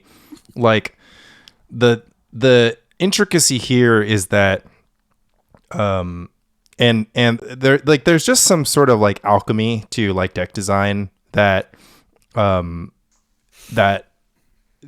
this deck just has no alchemy. It just has cards with text. Like this deck is like a black-green deck, right? It's just like, and then I've got this card, which lets me draw a card and gain 2 life. And this card lets me destroy an artifact or an enchantment for 3 mana. But instead of 2. If I have 6 mana, I get to draw 2 cards. And I've got this one. Sometimes. And I've got Wrath of God. And it's just like, you're like reading all these cards and you're like, these are just cards that are available to you in the colors. No. I will tell you what the deck is, and then you will agree with me. When you started criticizing me, I'm like, man, he's going to feel so bad when 23andMe is the best deck and he has to play it at LobsterCon, right? But then I realized what the deck is. And once you understand the starting point of what the deck actually is, you can make an informed decision. It's land still without all the pesky synergy. Right, like you made one of the most like the deck that I am famously think is like the dumbest deck, but then took out all the incentives to playing the deck. Right, like, oh, but if you have Standstill, then Mistress Factory and Fairy Conclave and Decree of Justice get really good. What if you just took out all of the things that made the deck glue together? I'm really happy we haven't talked about the cards in this deck yet, because like I just like the idea of the viewers, just like the listeners, just using their imagination. Just think about cards in the pre-modern card pool. Draw a card. And just they're all here. And add one absorb. There's an Abeyance like in the main deck. Just hanging out. Just hanging out in case you need to resolve that Guy's Blessing. Anyways, yeah, synergy is important. I don't know what to say. I think this is the main deck Abeyance for the deck. I think yeah. Look at it. I have it's not in English. Okay. I have one final topic. Down to 2 because of Rich. All right. Mike, you think that Terrageddon is tier 1? I think it's an excellent deck, but I would call it high tier 2. High tier 2. All right. Yeah. This deck. Have you looked at a Terrageddon deck list recently? You want me to look at Bradley Stone's deck? Look at Bradley Stone's deck. I wanted to point something out, but I have not looked at Bradley's deck yet. Okay, you're going to be over this immediately, right? This deck has 27 lands, 4 Mox Diamond, and 4 Weathered Wayfarer. There's 35 cards here that just do mana. It has more almost just do mana cards in a sense than Oath Ponza, which is like your least favorite deck. Does it have a draw engine? Kind of. Sylvan Library and Weathered Wayfarer, I guess. I mean, so I think that I want to go back to the things that are built in, the technology that's built into our decks that people just breeze over. And this deck is very similar to Goblins, which is it has 27 lands instead of 40 goblins. Yeah, so no, the second Goblins do a similar thing sometimes, which is when you're they have Richardson Port. when your alpha plan is going, it doesn't matter what your plans are because your alpha plan is so powerful, right? Like that's like I land a first turn lackey and I get you, right? Like when this deck plays like Mox Weathered Wayfarer and then just wastelands your first 3 lands, it kind of doesn't matter what the next plays are. It has so much momentum. Okay, so I think that set that aside.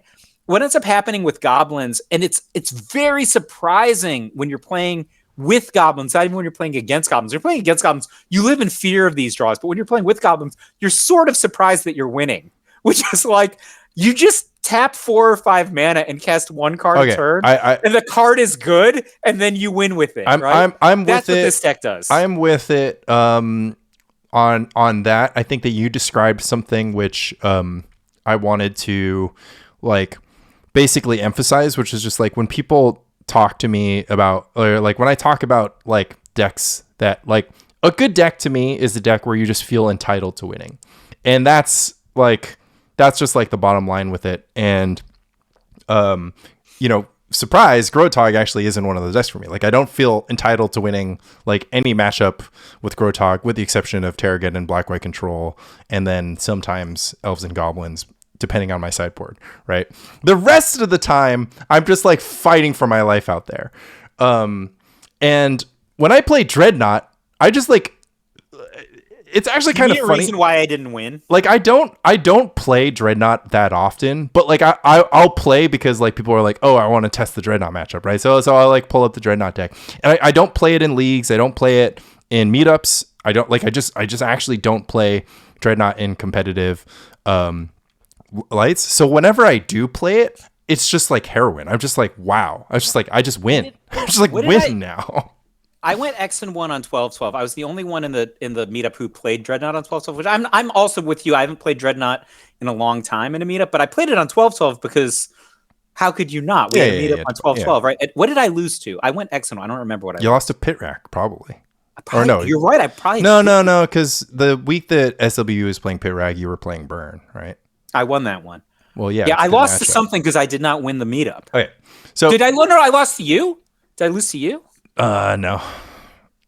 But just to close the loop on this, when I look at the Terrageddon deck, it definitely doesn't look to me like a deck that just feels entitled to winning. But that's kind of like a fatal flaw in any deck that's quote unquote mid range, which is just that no mid range deck is entitled to winning. But that's why I feel it's different than Goblins. Like Goblins is just like Goblins is just like you're just like I don't know. You just like draw Goblin Matron. You just have Goblin Matron, Goblin Warchief, Goblin Ringleader. You just have all these cards. You just like cast them, and it's like, what's your opponent gonna do? They're just gonna lose. Wait a second.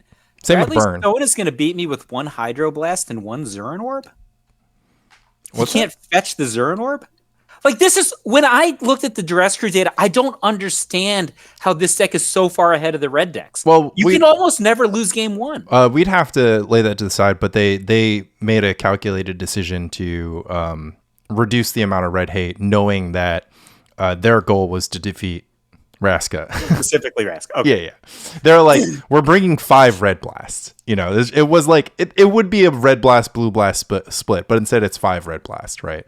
So they wanted to beat Raska, and the way that Raska won, right, was just by drawing more cards. And that's actually just the fundamental thing, because I'm just like, at the end of the day, if your Wastelands aren't live, and, you know, your Weathered Wayfarer, like, what does your Weathered Wayfarer draw if it's not drawing Wastelands? Like, Lanny, really just nothing. Lanny, just a couple Treetop Village. If Raska's up to playing Thwart now, I think I have the tits sideboard card for Mono Blue to beat all these people who are trying to beat Mono Blue. Like, close the door, right? Like, they never get you. And like, I think Replenish will never get you. It has no effect against Burn, but that's not a matchup where you need any help. But like, it will severely impair decks that have good interaction with you. And it just fits in with the Raska Bible of like siding out Mishra's Factory when you don't need him. You know what the card is? Back to basics. What if we played like 3 back to basics in the sideboard, save ourselves a lot of Parallax Tide space? Like, this Terragon deck could never beat a version that was just like back to basics with like Thwart backup. Good luck. It's never happening. It says 23 non-basic lands. That's interesting. I mean, The thing is, like, you're indifferent to all these lands to begin with. There's not even a core haven here, which I don't mind. You keep them from being able to operate at all. Their deck is all expensive garbage. That is true. Right? Like, the reason this deck can interact is because it can do stuff like tap a mana for a Swords of Plowshares or a Naturalize or a Pyroblast, right? And then, like, do it again next turn. Right, it has this engine. It has this engine of Weathered Wayfarer and Sylvan Library that lets it get like some other garbagey sort of semi-efficient interaction piece, right? But what if it can't? What if it, like, what if you're 1 for 2? I mean, I don't mind playing. I don't mind playing back to basics. Somewhere in my Dreadnought deck. I think maybe it's just like a little too fancy, or there's just kind of it's not fancy at all. Well, your opponent's already playing maximum disenchant effects, so you have to play back to basics, and then like you have to spend the rest of the time like protecting your back to basics, which obviously is not a huge deal because you're like a deck designed to protect Dreadnought. But back to basics would be like less. Like slightly less exciting against Replenish, right? They have enough basic lands to put a Meddling Mage on the battlefield, and then, it severely impacts. So one of the ways that I'll try anything once. I'd be willing to. I was going to say a whole sentence, and it just doesn't even matter, right? Like Replenish is not beating you with their tap out consecutive turns for Angels into back to basics. That's just not going to happen, right? Your days get super live, and then you might pin them. They literally might not take a turn for 3 turns if that happens. Yeah, I mean, I think it's an interesting idea. I'm just trying to feel out all of like the all of the possible leaks when compared to it's not a complete lockdown in the way that Parallax Tide is. Like, it's not like a straight 5 for 1. It's just this kind of cool thing that I spent 3 mana once and I get like 6 time walks out of it. Yeah. Like, don't you think especially now that I'm the accumulated knowledge version, can I not just murder you if I get 6 time walks? Well, fundamentally, I think my main thinking with that is that the reason why Parallax Tide is better is because Disenchant doesn't interact with it. Like, that's just the only. But it's a lot of mana. I know, but that's the problem. But like, your opponent's already playing maximum Disenchant, so that's all part of their plan. But yeah, I don't know. I feel like this deck has a lot of air. It doesn't have a lot of cards in hand that aren't land at a lot of times, and is going to have pretty classic, like, pick up your 3 Mox Diamonds with Sylvan Library and just be like, well, I guess I got to take one of these. I was going to ask you, did you look at the last year's Italian winner, the green-white sort of Terra? Yeah, it was Tommy's list. I was pretty excited. I want to try that deck. Yeah, it's a Nimble Mongoose deck. I have it. I think I even have it on my Mox field. It just doesn't have Meddling Mage, right? So it's just playing straight green white. It gets to do gigantic pooper. I mean, it does some weird things. It has like a crop rotation in there. Like he was crop rotate. It's like he's not even crop rotating for anything super exciting, right? I saw him crop rotate for a basic forest. Yeah, nice. Because he was under Sabo's web. I saw him crop rotate. He won the game, but it was pretty cool. But it was also kind of stupid, right? He's crop rotating to get new Sylvan Library looks. It seemed like the main thing he was doing. Yeah, and I mean, I would imagine you would want something like a Gaia's Cradle, but there wasn't one. It's just so hard to conceptualize the deck a little bit because, it's really hard to decide what it is. So, in the Dress Crew podcast, like, Brad was just saying that, this is like a tap out control deck. Like, it really, really leans on Rishadan Port to kind of like port your opponent into Armageddon, and you're like, you're tapping out every turn. The only way that a tap out control deck works is if the thing that you're tapping out for is better than everything in your opponent's deck. That is literally the sentence that describes the tap out control deck. It has to be better than everything in the opponent's deck, right? Otherwise, you're playing Counterspell. Yeah. Right, like that. It literally doesn't work. Like if you're just like, okay, I play a Kiga. Like Kiga or Meloku are the emblematic tap out control cards. Right. I play a Kiga, beat my Kiga. Usually your opponent has to spend 3 cards to beat the Kiga, and then he takes their best card. That's a really bad gamble for most people. Like, I play my Yosei. You kill my Yosei, you lose your next 2 turns. That's a really bad gamble. I play a Call of the Herd. Is not the same. Get him. Yeah. Right. Well, so that's why I like the idea of Tommy's deck of just because I love Nimble Mongoose, obviously, but I'm just kind of like Tommy's deck gets to like do the Weathered Wayfarer Wasteland sort of like stuff, but it's like it's attacking a little bit sooner, and He has more it's action. He's just doing things, right? Instead of waiting to do things. yeah. I mean, I don't know. Like, obviously, Meddling Mage is like a huge advancement for these decks because I feel like Tommy's deck, if your opponent's playing a combo deck that doesn't have non-basic lands, which granted there's not a lot of those, right? But like these decks, because they have no stack interaction, like the only way they fight combo is with Wasteland and Armageddon. So Meddling Mage like is a huge help, I think, to like replenish matchups and stuff like that. The idea of like Sylvan Safekeeper combined with Meddling Mage is amazing. It means that you don't have to name Swords of Plowshares. You have Swords of Plowshares in your deck, but you have the one-sided Meddling Mage naming Swords of Plowshares with Ole Rod himself. If you get it. But geez, 27 lands, 4 Mox Diamond, 4 Weather Wayfarer, 3 Sylvan Library is just like really hard for me. Did you test the Terrageddon versus Tide Control matchup with Andy? No, I didn't. I played like 2 matches of Terrageddon, and I was using the list that Brad designed that Nick used for the PSS, and I lost to Survival Madness, and this deck just can't beat Survival of the Fittest, and that's just sort of where we stand. Although it could play more Cursed Totem and possibly a Phyrexian Furnace. So I had the underlying thought that Weathered Wayfarer was basically unbeatable in the matchup, or like you had to just right, and interact with it like at all costs. And like, then Andy's evolution was just like ignore it, right? Like just completely ignore it, and just keg their Mox Diamonds. Yeah, and it's interesting. Like I think the jury's out, right? And I'm not sure. I think Andy's probably more right than I am, but I really underestimated how much garbage is in the Terrageddon deck. Right? It's just so much mid game. You're doing nothing. Like the things that are like legitimately going to threaten a blue control deck are what? 4 Terravore and an Anurid Brushhopper. Just call the herd, baby. Dude, call the herd against a deck with like Powder Keg, 8 heavy card draw, and Chain of Vapor. And maybe he dominates out of the sideboard. You're just not losing to Call of the Herd. So I think the main thing was that Matt Perlman played the deck exclusively for the past X years, and I've always just played Grotog up against it, and Grotog is just like amazing at beating Terrageddon. So like that's just kind of like been my experience, but I was just kind of like, I feel like we're playing the same deck except for you have 20, like you have 31 lands and I have 20. I lost to Matt Perlman at a 1.5k playing Landy Hoth, and like I hated the matchup, and he had Meddling Mage for whatever I needed, and he just disenchanted my Oaths both games, and then my deck did nothing. Yeah. I mean, the card selection, Sylvan Library is your only card selection, minus Weather Wayfarer, is just like, it's just really hard for me to be like, you're running 3 Sylvan Library, and that's going to find the one Cursed Totem. Your goblins, you have to land, you need, instead of goblins being turn 4, turn 5, this is turn 3, turn 4, or something like that. You're just like big spell. And if your second big spell lands, it protects your first big spell, right? Like if I blow up all the lands, now it's really hard to kill my Terravore.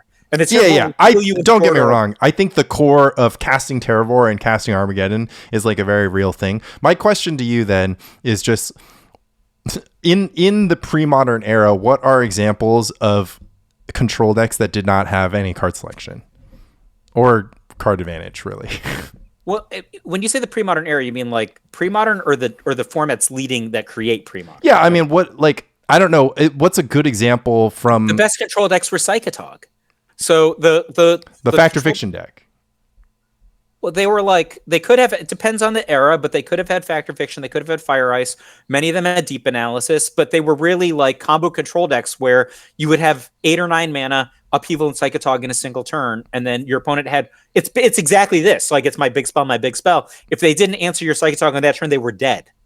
Like, that was the thing. When Eugenius won the U.S. National Championship, he actually got Upheaval Psychotogged, but he had like Llanowar Elf, and then just chump blocked the Psychotog 3 consecutive turns and discarded Basking Root Wall at a hand size, which allowed him to chump block. So actually, if you were like, this is how I'm scripting winning the U.S. National Championship, discarding Basking Root Wall to hand size so I could chump block for 3 turns, like that doesn't sound great, but he won the U.S. National Championship. All right. Final question then. We had a user, I think his name is Bryson, post his version of Terrageddon, except for he cut the green so that he could play Psychotog and just play blue, white, black, which enabled him to play all my favorite cards like Vindicate. And I don't know, just name a card that's black, white, and blue. Okay. Gerard's Verdict. I was Gush. I was going through my cards. Look, and I apparently have a spare set of Vindicates and a spare set of Pernicious Deeds. I don't know what I was thinking because they're in sleeves. So I know I just ordered them, right? So I don't know what I was thinking in order to get those. I hate Vindicate. 3 mana Sword to Plowshares. We were just talking about how 1 mana Sword to Plowshares might not be that good. Well, sometimes it's 3 mana Disenchant. Sometimes it's 3 mana Stone Rain. Do you think that not being able to beat survival decks is a problem for Terrageddon? Nobody beats every deck on the rainbow, right? So except for Dreadnought. Burn is my favorite deck, and it's not a good matchup against Dreadnought. But like you pointed out, it beats everything else. It really does. It really does, right? So that's a thing. You know, you might have to, if you play against Dreadnought 3 times, you got to get lucky 2 of those times. That's a problem. You got to win the roll. You got to hope your opponent isn't Brian Selden, right? Your opponent isn't Dave Raska, and you got to cross your fingers. But you have a really good matchup spread against the rest of the room. The fact that Terrageddon can't beat Survival of the Fittest, I mean, like, how many Survival of the Fittest decks were in this top 8? None. Survival Elves. Oh, Survival Elves. Yeah. And then Phil Bunch of Numbers himself just bubbled out of top 8. It looks like he got 10th place playing his signature deck, of course. And I think that a Terrageddon player managed to actually steal a matchup against Survival. And then you, of course, have the sickos who sometimes play Survival Madness, which I played that matchup and it was not good. Survival Madness seems like poop to me, but it certainly hasn't really proven its mettle over time. I mean, to be fair, I've done a lot of Survival Madness testing in Premodern, but only one matchup, and Burn was the other side. Right. So this is in the olden days. All right, what's a better survival deck? Survival Elves or Black Green Survival? Black Green Survival. Nice. Okay, that's a new Premodern right there. The reason that it's Black Green Survival is that Survival Elves is so vulnerable to some of the key matchups. Right, Survival Elves got its draw and still lost to Mengu on a mulligan to 5 in 2 games. He mulled to 5, Lanny, and he got game 2. Just had to cast the Byra. Yeah. So the thing is, like, in that same situation, Survival Black Green would have just killed the Exalted Angel with a Bone Shredder, right? Like the fact that the Survival Elves actually doesn't have a defense to a 4/5, it's kind of bad, right? Yeah. Isn't it? It's literally like, I can't beat a 4/5 for 7. Like, that's a horrendous sentence to say. Well, your deck is just 1/1s, so yeah, but like, it's supposed to be able to do like a huge explosive thing, right? But it couldn't beat a 4/5 for 7. Like, straight couldn't beat it. Right, so like survival, so a Black Green Survival can do that. I think Black Green Survival, obviously worse against Dreadnought in game 1, but I really like the sideboarded match. I mean, as much as you can like it, right? It's Dreadnought. Dreadnought's Dreadnought. But we've established to the degree that we don't only play Dreadnought decks, I like the sideboard matchup, and in fact, I like it better than the Elf sideboarded matchup. I've always felt that the Elf sideboarded matchup against Dreadnought was overrated, right? And not that it's bad, just overrated. You know, like, the Elves players are so smug. You know, every time you talk, we have so much removal. That's the same thing they always say, right? We have so much removal. Don't tell me. Naturalize. Don't tell me about Elves players being smug. I get it. I get it. So spiked, and I don't mean to.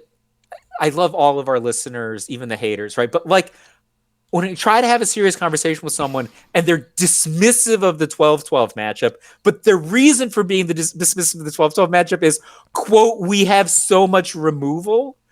I mean, they literally have less removal than replenish. Yeah, the Tangle Wire situation is probably the best you got in game 1, and then, like I said, game 2, you're just a green deck. Like, what are you gonna do, mulligan to natural? Like, I don't like it. And even if what if you get dazed? I mean, maybe not dazed, whatever. What do you get? He's got thwart now. Lose. We have a Singleton Stromgald Cabal and a Singleton Quirion Ranger in the sideboard of Phil Bunch of Numbers deck. What do we What do we think about Stromgald Cabal? Stromgald Cabal, man. Uh, you know that I have Stromgald Cabal as the number one of the best plays of all time, right? Maybe. I need to go reread that one. So it is the number one of the best plays of all time. And obviously, the best play of all time was written in 2000, so there's been 25 years of Magic the Gathering since then. Hashim Bello, I don't know if you know the name, is a Grand Prix top 8 player. He's actually an Olympic Taekwondo fighter who was a neutral ground regular. He came up with Stromgald Cabal after I won the Northeast Regionals, and we added it for the Nationals version. And it eventually made it to the main deck of the Nationals version, because at the time there was no Swords to Plowshares in Standard. So if you resolved a Stromgald Cabal, it was basically game over against Replenish. Replenish actually had to get 8 mana in one turn in order to interact ever again. They could not do anything. And that's why Phil has the Quirion Ranger to untap his Stromgald Cabal. If they have 8 mana, the Quirion Ranger they can't even. But if you have a deck that has Swords to Plowshares, there's a lot of interplay that's when we should go grab Ole, right? Right. So so that was the innovation. This was actually the coolest thing, right? So New York had 2 teams. One of them was the Don Lim and Zvi Moshowitz team, and then one of them was the Michael J. and John Finkel team. And we tested at the same place, but we were enemies, right? Nice. We were like literally in the same room and friends in real life, right? So we got Stromgald Cabal. So our side beat everyone knew Replenish was like the hot deck coming out of regionals. I lost to Cheyenne Bhattacharya. He won number 1, and I just was top 4, like you do. But so everyone knew that Replenish was going to be the hot deck for nationals. And so we came up with Stromgald Cabal and had it in our main deck, which was unbeatable for most of the Replenish decks.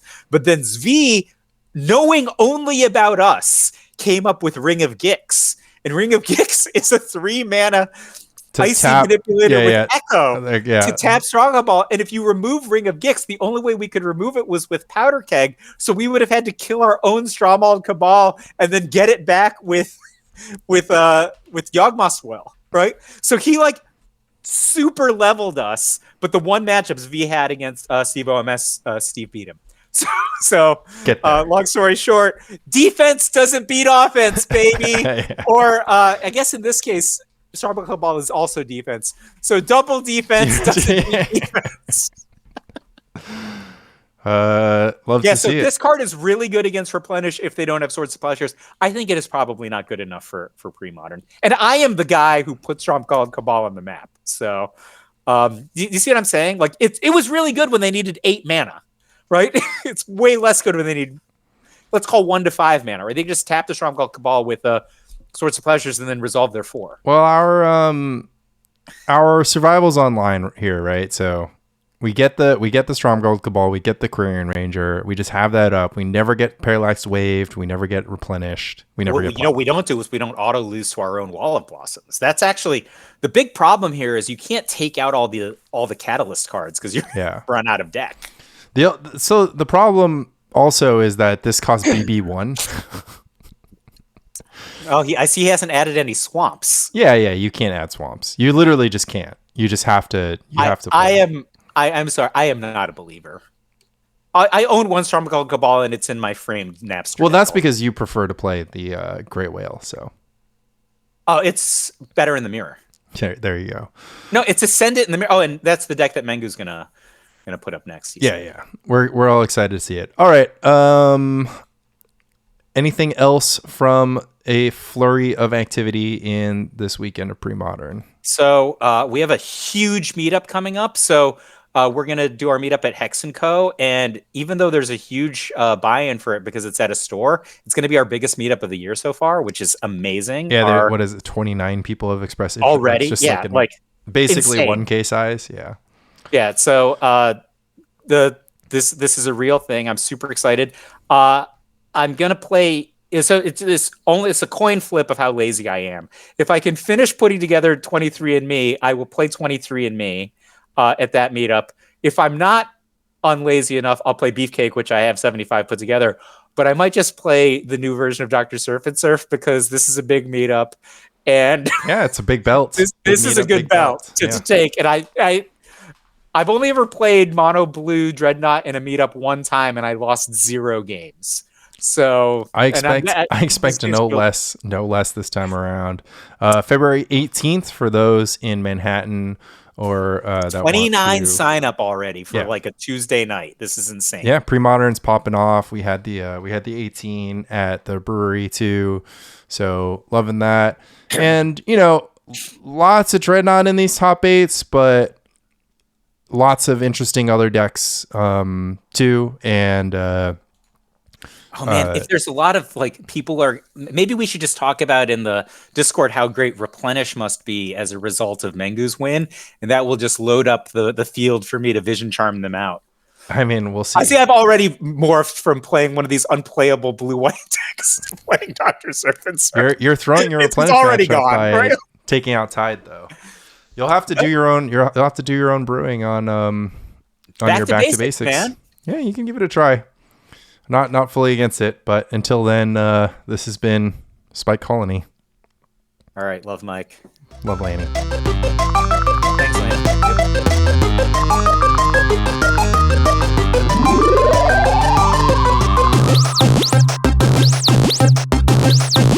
Game over.